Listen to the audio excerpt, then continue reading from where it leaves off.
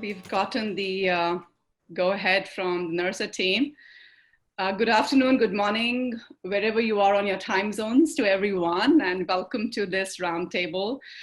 Chris and I were just talking that we've attended a few roundtables, in the last couple of months as our lives have gone through this crazy spin wheel, and it's still, a lot of things are unanswered, and everybody is all over the map and trying to figure out the best route and the best solutions for your own departments, for the campus in general.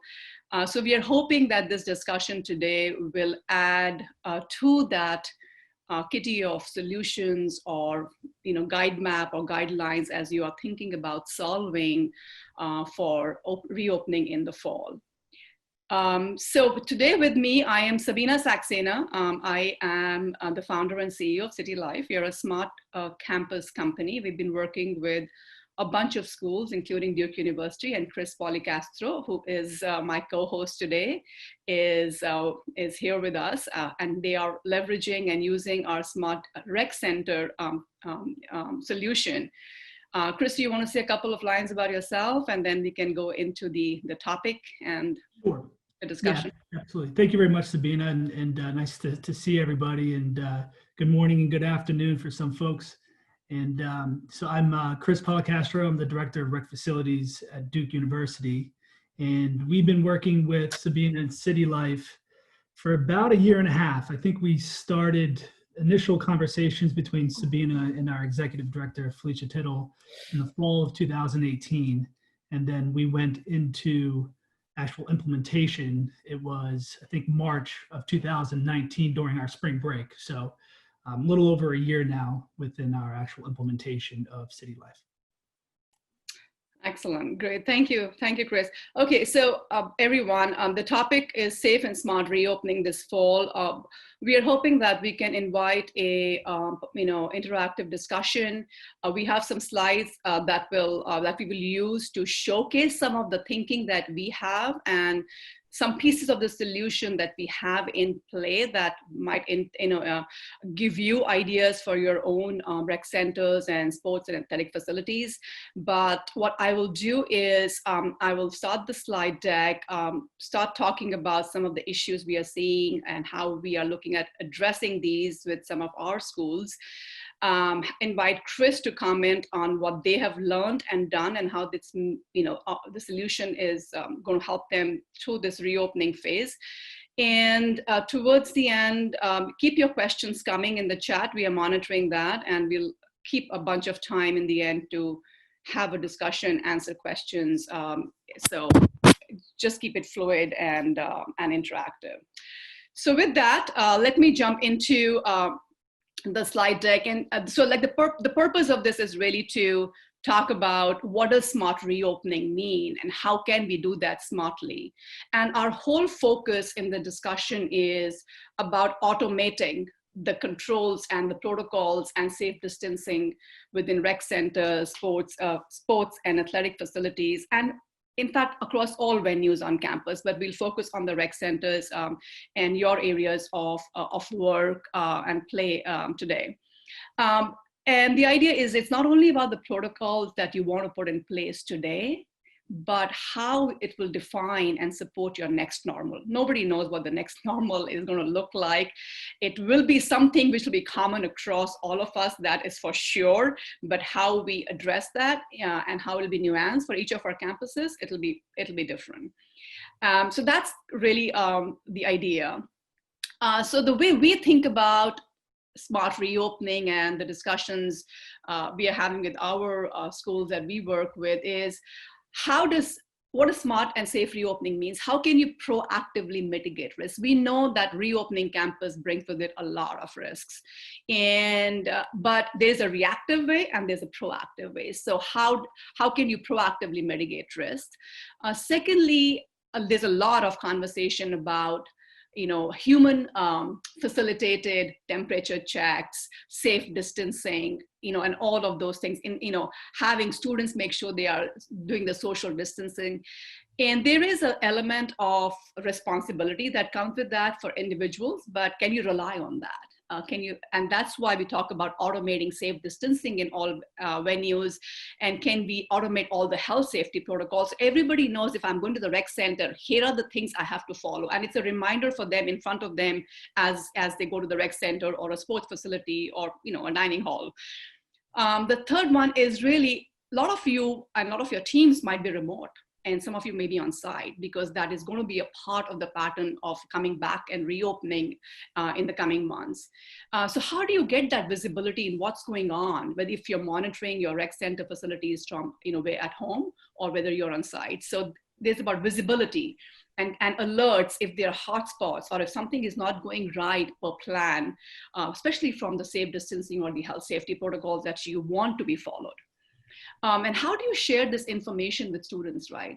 Because the more people know, the more it's in front of them, the more responsible they will be, and the smarter decisions they're going to take in terms of following the protocols that you set in motion or you want them to follow. And of course, like I said earlier, is there data coming out of this? Can you get data and information that will help you drive decisions for the next normal? So these are really our guideposts and guiding principles that define what a smart reopening is going to be. It implies safe because you're putting in place the controls. So imagine your campus, and imagine you could have one rec center, you could have multiple rec centers, you definitely have multiple athletics and sports facilities across your campuses. Are there amenities like restrooms and stairwells and elevators? So it's just not about the main rec center, but it's also about these amenities, because as we know, restrooms are if you think about airports and public places, restrooms are a kind of a harbinger of all kinds of stuff. So we're taking a very holistic view on saying, how do you do all this automation across all of these facilities, including amenities? What we want to bring in there are there technologies available? And there are technologies available today that can help you with automating the safe distancing. They can help in automating the safety protocols, like I was talking about earlier on. It can share information in real time, and all this can happen in real time, that you have visibility into what's going on in your facilities in real time. The students have the same visibility in terms of whether they can go to the rec center, is it at capacity or not at capacity, in real time. And they can get into a wait list if they want to, and a text alert can come to them. So a lot of these things can be automated, so everybody has the same data set to act upon. And at the background, all this is getting collected. So for the new normal, behaviors are going to change. The usage patterns of your facilities are going to change. The layout of your facilities are going to change. You're going to close off some area, expand some areas. So how does all that get reflected in understanding what the new utilization and usage patterns are? So, and then I talked about visibility, saying wherever you are, at home or you are on site, how does it help you, and how can you keep an eye on things that are going on?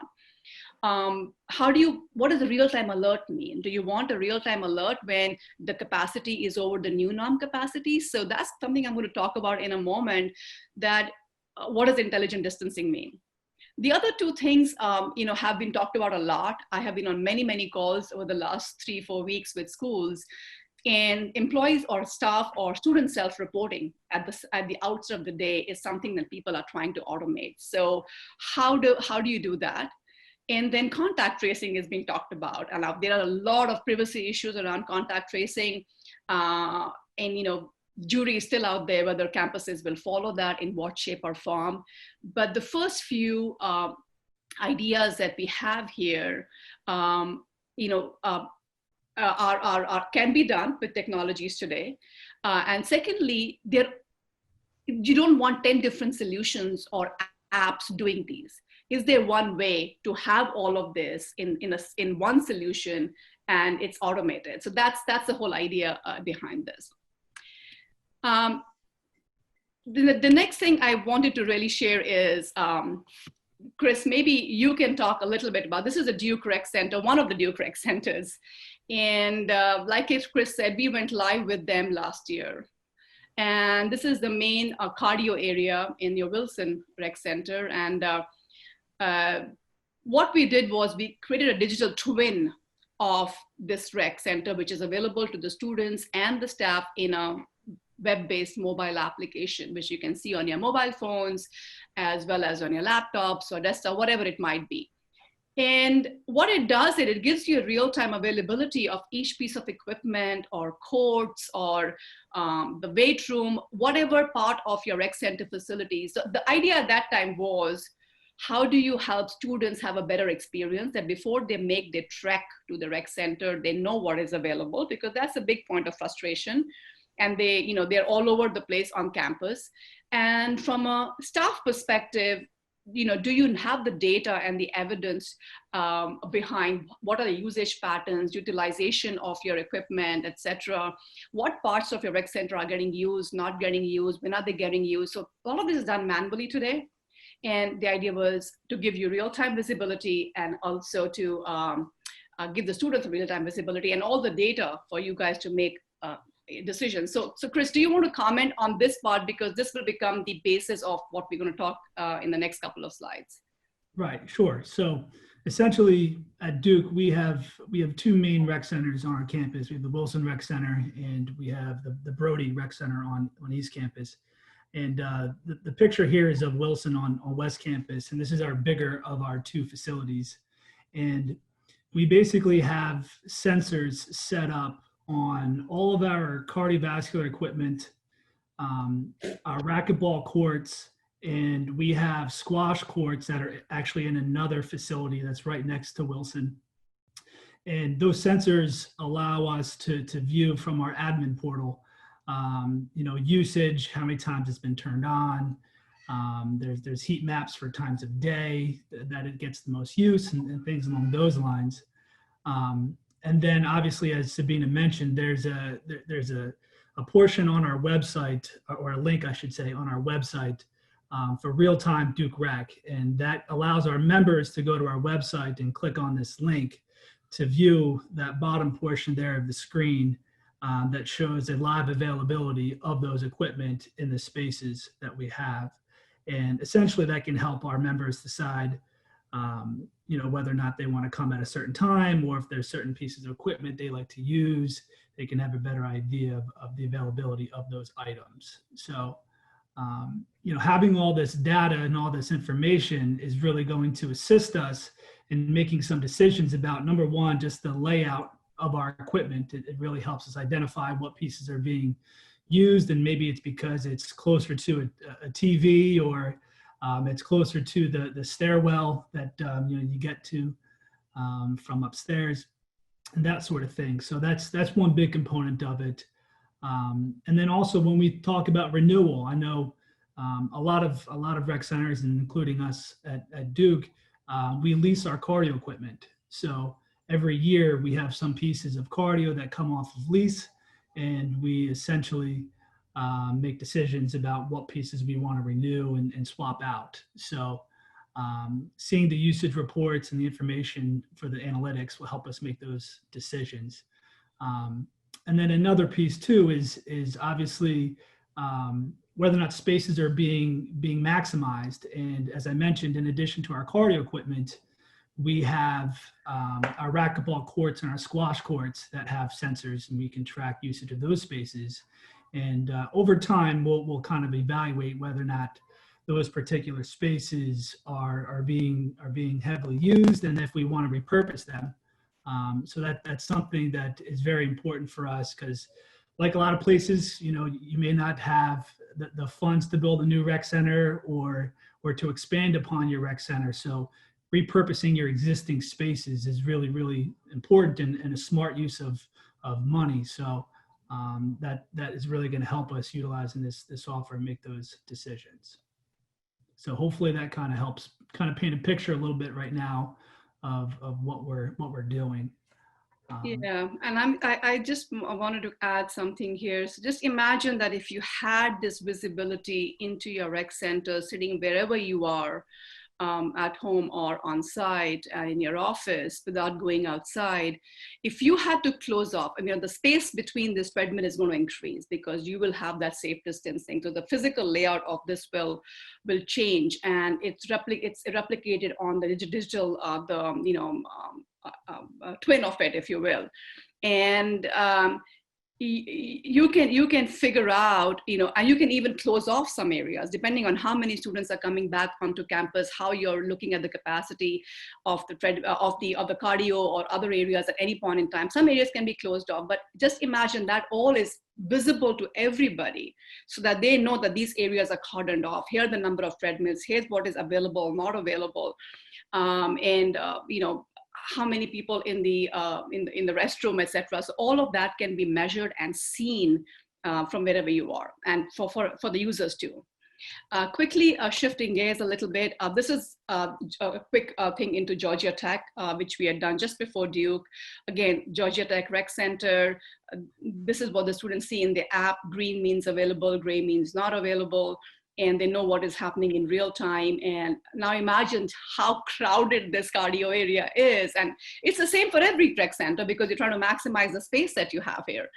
And this will change. And then how do you reflect that? And how do students understand that what changed and how much is available to them and what is available to them? So this is on what we are building the smart reopening conversation. The technologies that we use really are sensors, like Chris was mentioning, and there are three kinds of sensors we use. One is on the machines, because not all machines are intelligent machines, so you want to understand what machine is in use, etc. The other ones are people counting just the occupancy, because as you think about your rec centers, sports facilities, event spaces, classrooms, there is a capacity today, and this capacity will change. So if you have 100 people in a space that can come in today, it'll be, 1/3 of that tomorrow because of the safe distancing that you have to, play in. And can you automate that? And that's what I'm going to quickly walk through this. So just be patient. This is a draft that to kind of help you conceptualize how this can work. So if you think about your rec center, there are many other locations that we are working on too, but if you think about the rec center, athletic facilities, etc., there are two kinds of sensors that one can use. One is at the entry exit doors, and you don't have to have all these multiple entry exit doors open. Some schools and some corporate campuses that we are working with are looking at saying, okay, there's one set of doors is for entry and the other set of doors is for exit. So there's no, people walking past each other, and it becomes more efficient. So that's one point of entry exit. And you have a screen like this, which shows you, multiple places on a campus if you're doing this campus wide. But if you only had this for the rec center, it would be the next click down. The maps that you're seeing here are not for Duke, but for Kennesaw State University. And there are two rec centers, and they have different areas, the basketball courts, the cardio, the spin rooms, etc. And it's just a way to think about it, that if the capacity was 300, now its new capacity is 200, actually it should be less than that. And the current capacity is 190. So the color coding is very simple. And that's what the students see too. The students see a color coding in their in their cell phones, on the monitors in common areas that are open to them, on the websites, on the rec center website, that, hey, the cardio is red right now, I can't go, that means it's at max capacity. If it's yellow, I can get into a wait list, and I will get a text alert in the next 30 to 60 minutes that it's open, you can go now. And if it's green, it's good for me to go. So what you've done in this instance is not only have you automated the total capacity in your rec center or sports facilities or athletic facilities, but even by area, you have automated the capacity, and you've been able to give everybody the same information. So now the students can act upon this. They can get into a quick wait list, and they can get alerts.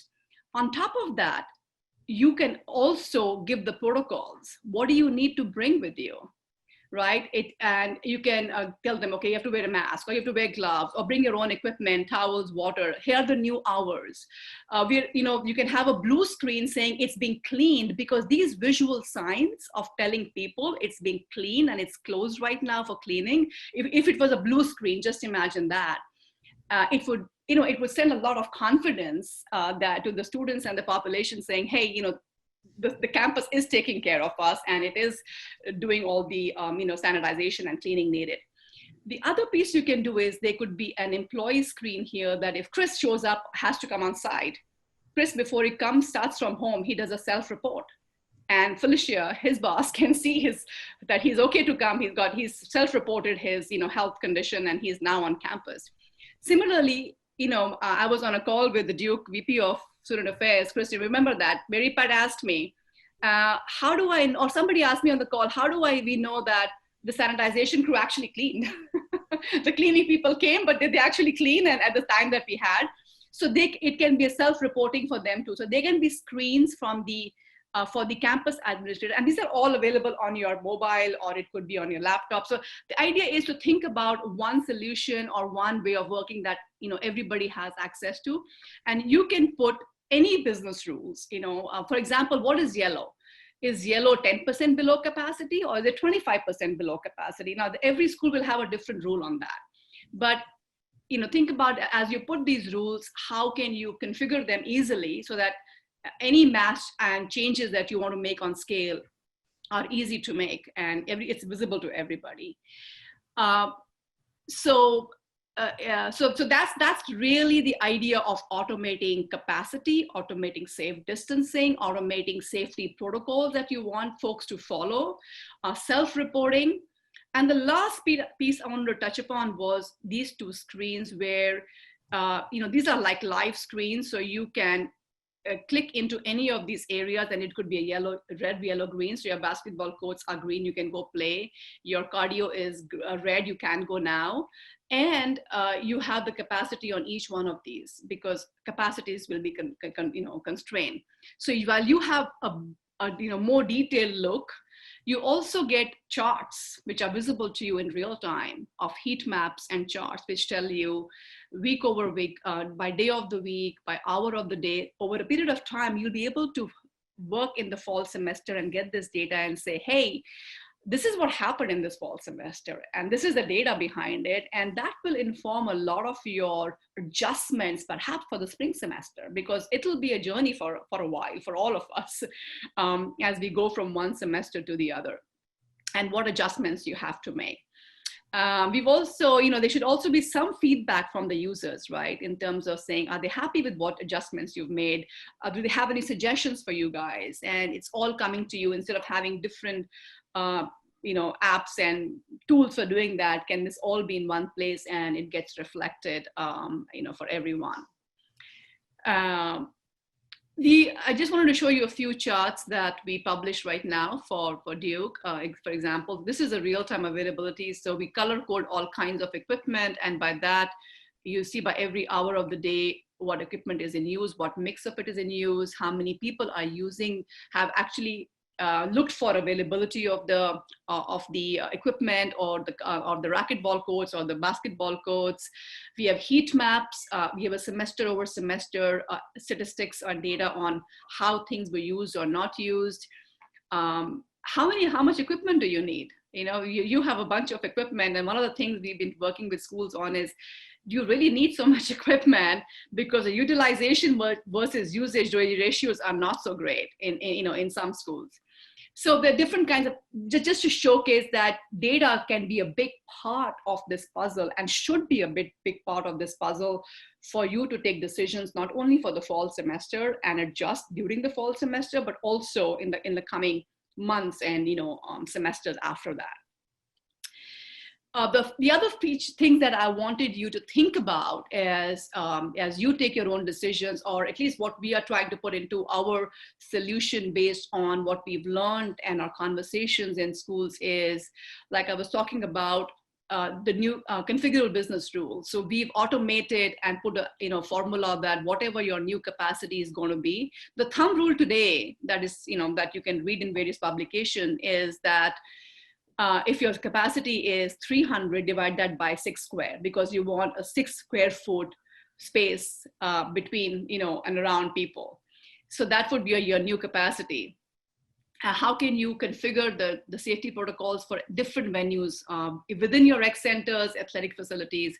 How do you configure your new open hours? What determines smart alerts? When do you want to get a smart alert that you need to go and intervene? Somebody has to take action because this specific space on the rec center is constantly over capacity for some reason. So what's going on there? Like I talked about, and of course, accessibility enabled. This is one, again, conversations with schools. There are a lot of students with accessibility needs, and all of this that you have visible should be accessible and viewed by people who have the accessibility needs. And then, of course, there's some analytics piece and a student visibility to all of these things. And we've talked about many of these features already, so I won't go over that. But so this is what we were wanting to share in terms of the thought process about smart reopening, and the key points being how do you automate a lot of the stuff. And I know that no solution out there can take everything every school is doing and make it happen in a cost-effective and timely manner. But the way we've thought about it is that whatever business decisions you take, can we have a framework within which it can be configured quickly, and you can adjust some of these configurations quickly as you learn more about it. So with that, I'm going to open this up to Chris, first to you. If you have any thoughts on how you guys are thinking about using the smart rec center solution already in place for the post-COVID scenario. You touched upon that a little bit, but maybe a couple of more thoughts there, and then we can take some questions from people. Yeah, so obviously I think the first thing we're thinking about, and very similar to most schools, is going to be the spacing of our equipment. So just thinking about where our cardio is currently sitting, it's not going to stay that way. So helping us figure out obviously which pieces are highly used from our previous data will certainly help with our decisions about what pieces we're going to keep online, which ones we're not. Also just thinking about congested areas and looking at some data that we have from previously pre-COVID-19, and trying to identify which places in our facilities people tend to congregate more. That will help us kind of figure out whether or not we need to have some more policies in place, or have better signage about where people need to walk or be as they navigate through our facilities. So that's going to be a big one. And then also right now we're looking through what our process is going to look like when we do reopen. We're currently still closed. We're hoping and looking for an August reopening, but we'll wait for our school president to make that announcement here in the next couple of weeks. But we open our doors to figure out how many capacity limits we will have, and potentially this software could help us figure out those capacity limits, and utilizing that real-time Duke Rec link would also give our members the opportunity to take a look on our website to see how busy we are. Chris, you're breaking up a little bit. Maybe it's on my end, but I think you were breaking up for the last couple of seconds. Okay. I'm sorry. Yeah. I was just trying to emphasize the capabilities of the real-time Duke Rec, and having our members be able to look at the website to see how busy we are. The other piece I wanted to add here is, like I was mentioning, one of Duke's plan was, Chris, that Edwin was working on, is to take the URL of the live availability and put it into the Fusion app. So the idea is that if you have an app that you use on campus today, this can be, at least the solution that we have, smart reopening, or even the smart rec center live visibility, it can be plugged into your website, into your current app, and or on the monitors, like I said, for display. Like, for example, I don't think Duke U was doing that, but Georgia Tech was displaying this on their, on their monitors inside of the rec centers, the live visibility of all what was equipment was available in the rec center at that point in time. So when people walked in, they could see where to go and what to use if they had to. So, so that was one. So, any questions or any situations that you're in, or topics that we did not touch because it's such a broad area right now? Would love to answer any questions or think about it alongside with you. Loudly. So, Sabina, one of the questions we had was in regards to costs. So I didn't know if you wanted to touch on packages or what that looks like. Yeah, so I think the first two things I want to touch upon is that if you're looking at our solution, which is now what we are calling, we have built this around smart reopening and morphed a lot of these things to help. It's about 8 weeks deployment or less, because we know that schools are getting ready to open in fall, and I know that decisions take some time. So that's one. The timeline to do this, because it takes a little bit of time to put this all in place and live. The second on the cost piece is that for a rec center facility, if you will, the cost could be, we do it on a 4-door basis kind of a cost.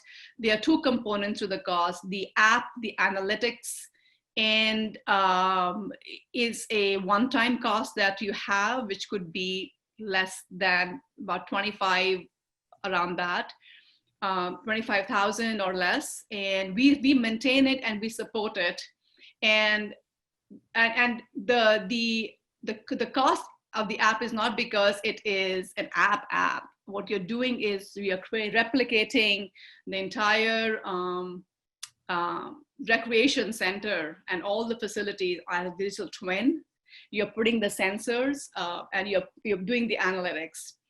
And then there's a census cost, which is a one-time cost, depending on whether you want both the levels. You want only the maximum capacity level, or you're looking at even the individual equipment level. So you could just say, okay, just do my main areas, do the entry, exit to the cardio area, or the courts, or the classrooms.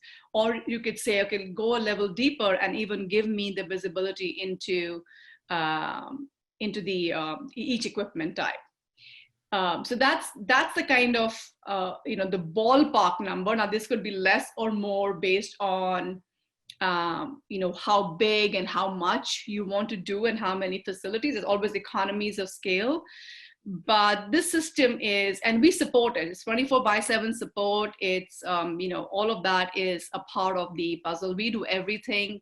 So I'm just talking about the solution City Life has. So this is how rough costing. It differs for every school. So I hate talking about pricing like this, but I wanted to give a ballpark because this is not only for now, but this is going to be an investment that you're making for for now and for the future, because this will help make the smarter decisions all along and the adjustments that you have to make. And Sabina, some questions revolving around I think like the safety protocols and utilizing the software for the reopening process. I'm hoping maybe you can touch on a little bit more how we can potentially use this for those reopening plans. Okay, Chris, do me a favor, repeat that question, because I was reading a question on the chat and did not hear it properly. Just can you repeat that, please? Yeah. Yes. So with the reopening plans that everybody's going through right now, I think some folks would like to learn a little bit more about the safety protocols and cleaning schedules, and how this software can assist in those things. Yeah, absolutely. So in the admin portal that we have, there are two things that can be done. One is you can, at the outset, what your highest use areas are before COVID. So you can plan that there could be a kind of a static plan of saying, okay, cleaning will happen in these areas at least 3 times a day at these times. So you can configure that. So your sanitization crew comes in there and cleans that, and they will have to report in. They can check in, and you will get a ping, whoever is in charge, saying, hey, they are there on site, they are cleaning, all is good.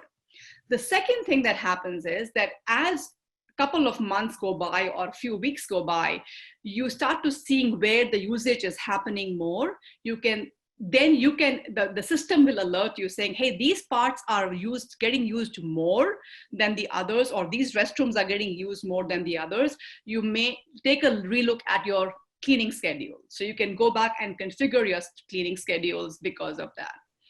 So that's what the app or the solution can do, is to help you with the cleaning protocols. Does that answer your the question, whoever asked that, or? Yeah, and I think also just with inventory as well. I know some folks are going to be concerned about how they keep control over PPE inventory. So if there's anything there, would be helpful as well. Yeah. So so in the admin business rules, we are not going, we don't have everything, but there are some like optional features that we can add in, because they are not tracked anywhere else today because of COVID. We've had, all of us are tracking many more things and different things. So we can add a feature of PPE. Who was it? So it's almost like you used to loan your equipment. It is about tracking PPE and who's gotten it and when was it given. Or that module can be optional, but it is available to you if you want to have that in your admin console. I also got a question here around, do we have to have an API from the manufacturer of the equipment? No, we do not. The sensors that we deploy are on top of your equipment, hidden, but on top of your equipment. And we pull the data directly from those sensors on utilization. We have an old algorithms which tell us what is in use and for how long. And that gets pulled into our cloud. And that's how it comes into the app and your portal and how you see the real life. And this is all real time. The data is updated and the real time availability is updated every minute or couple of minutes. So it's happening in real time.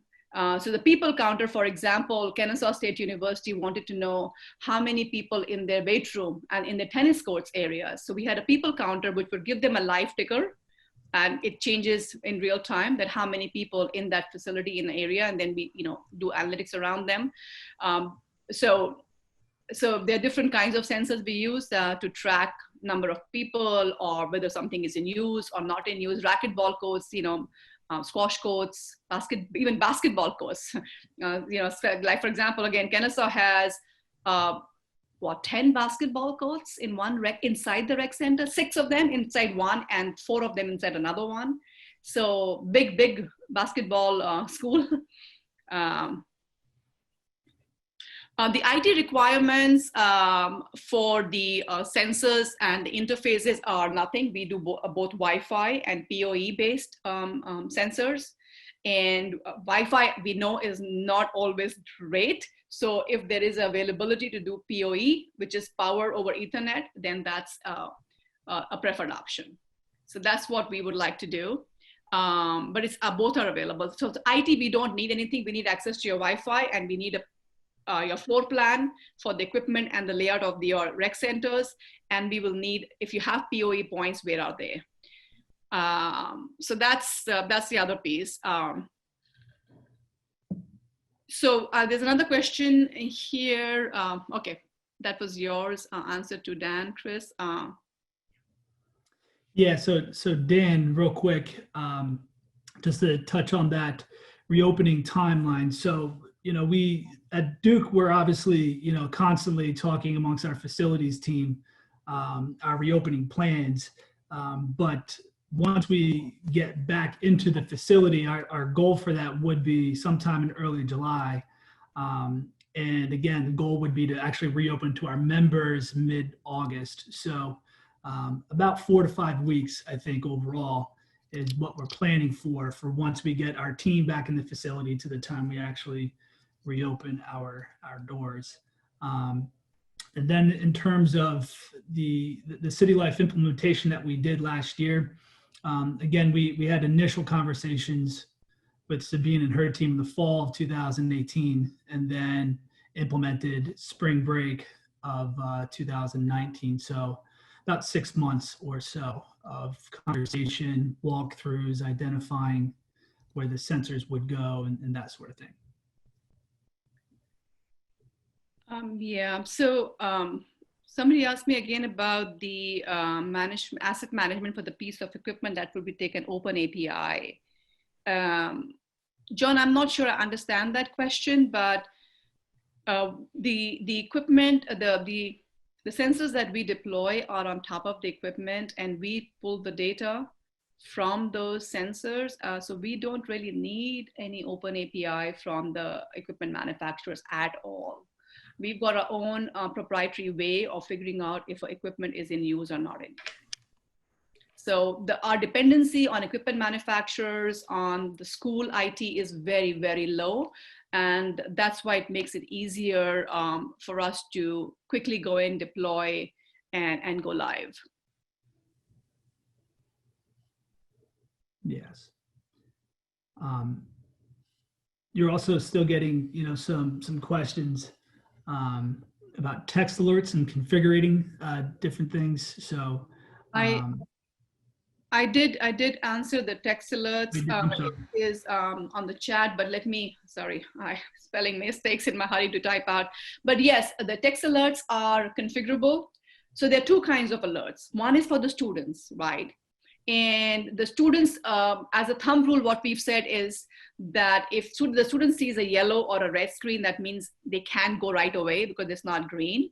But they can get a text alert back if they opt in and put their cell phone number. They can get a text alert on their cell saying, hey, this is open for you now, you can go now.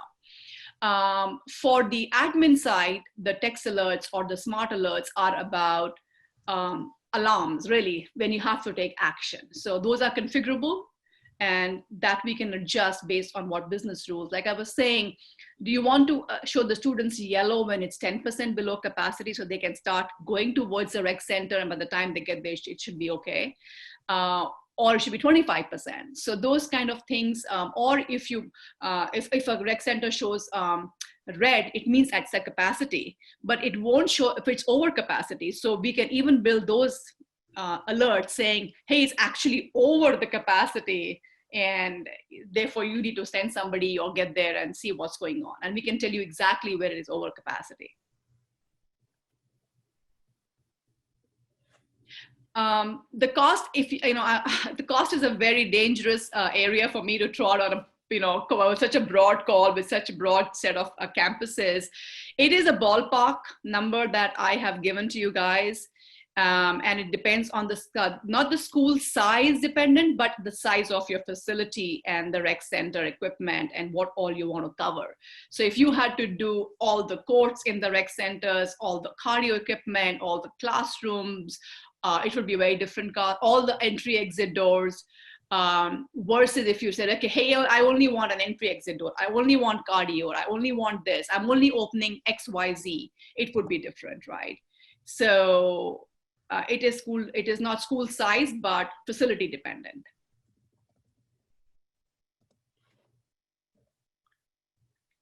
So yes, I understand that we need a better picture to pitch to those above us. What I can do is, if I have my email in the next slide, and I've given Chris's too, but Chris may not be able to answer that question specifically. So if you want to reach out to me, I'm also going to put my colleague Tim Hawk, who is on the call today, his email ID. You can reach out to either Tim or me. And what we can do is, and just give us a sense of your rec center facility, and I can do my best to give you a ballpark because we've done multiples of this, so we understand. And that would be a better way to go around this. What I would ask is that, what we are doing for rec center is true for all venues on campus. So if there is an opportunity for you to discuss this with your departments or your heads of your departments. Like, typically rec center would fall under student services or student affairs. That's a good conversation to have, because it would help other departments too under that, your colleagues. But from a rec center perspective, we've done this, we've got a track record, and we know what's required right now. So please reach out. Happy to get back with as specific as I can without knowing your school or doing a walkthrough. In ideal scenarios, yeah, go ahead, Chris. If you can maybe just elaborate a little bit more on the analytics piece, where the data that is being collected, from the sensors. We have some question about more specifically, what can that data show us? So if you can maybe just touch on that. We show a number of hours. So Mike, we not only show that it's in use, we show on when it's in use, how much in number of hours it's in use. We can tell you, we've started to benchmark, saying if you had 40 treadmills, the usage which is total hours is this, but the utilization, which is divided by number of equipment, is pretty low compared to other schools we are seeing. So, or high compared to other schools. So you need to buy more equipment. So we do both usage and utilization by time of day, hours, the trends of usage for each piece of the cardio equipment.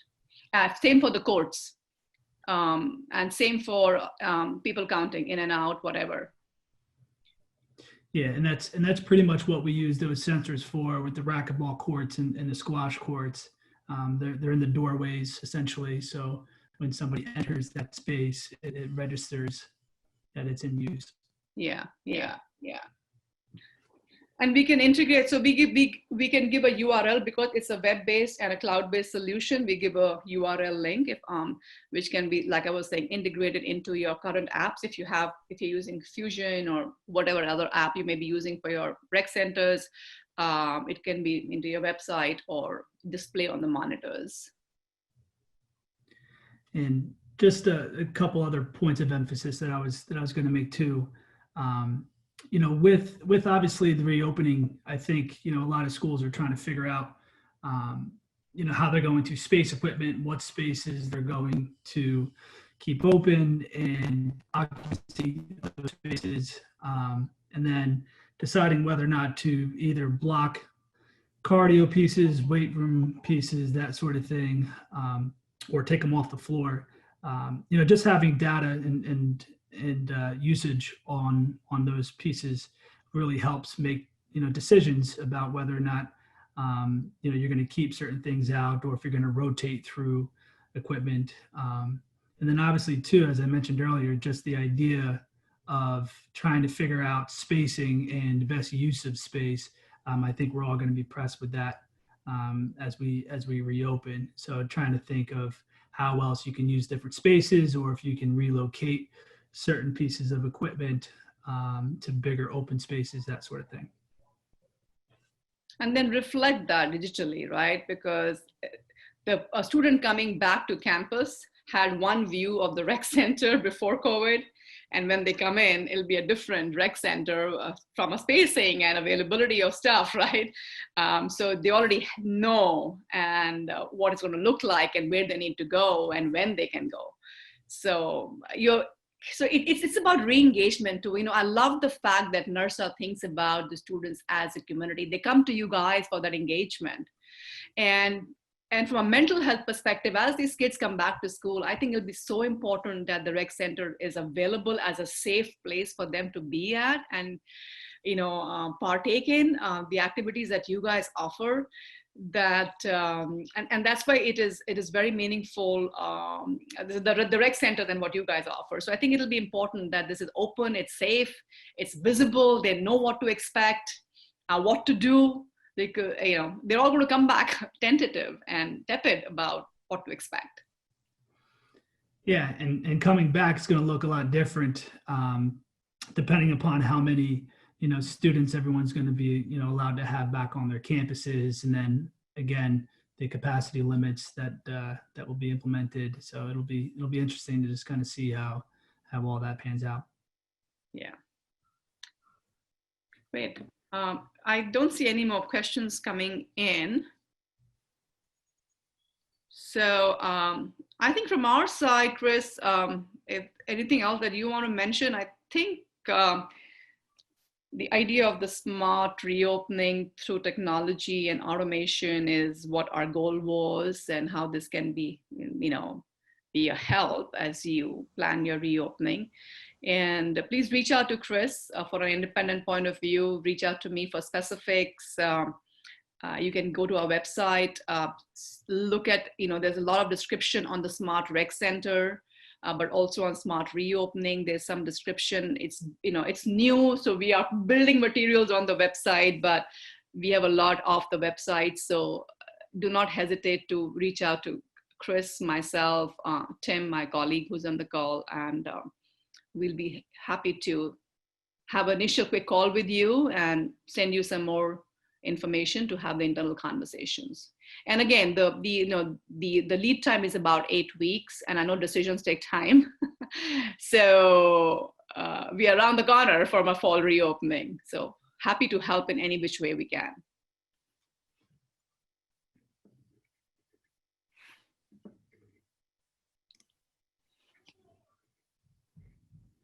Yeah, Kevin, I understand what you're talking about, and that's why I think that the CARES Act is giving schools, a lot of money. I don't know how much it is, but I've just begun to look into it because it's all over the news, and it has two components to it. One is, refunding the students on fees and housing and all of that stuff. And the other one is on general expenses. And I feel like some schools could use, if they have the CARES Act funding, some part of that portion to do something like this, because like I was saying, I think rec centers, athletic facilities, and sports are a big part of the mental hygiene and mental health of students. It is an engagement place, a community feeling, and I just feel like it's an important part of like that. If I had to pick two places, I would pick dining and I would pick rec centers to spend my CARES money on, and of course, and housing. And so, that's something that I have to offer in regard to that question you put up there, or the thought. Yeah, I think it could be done in conjunction with student unions, partnerships to bundles or athletics. That is definitely an option. Every school works differently. So if that's a possibility, yes, I think the student unions will definitely like this, especially the visibility into all these facilities and, helping them feel safe and confident coming back into schools.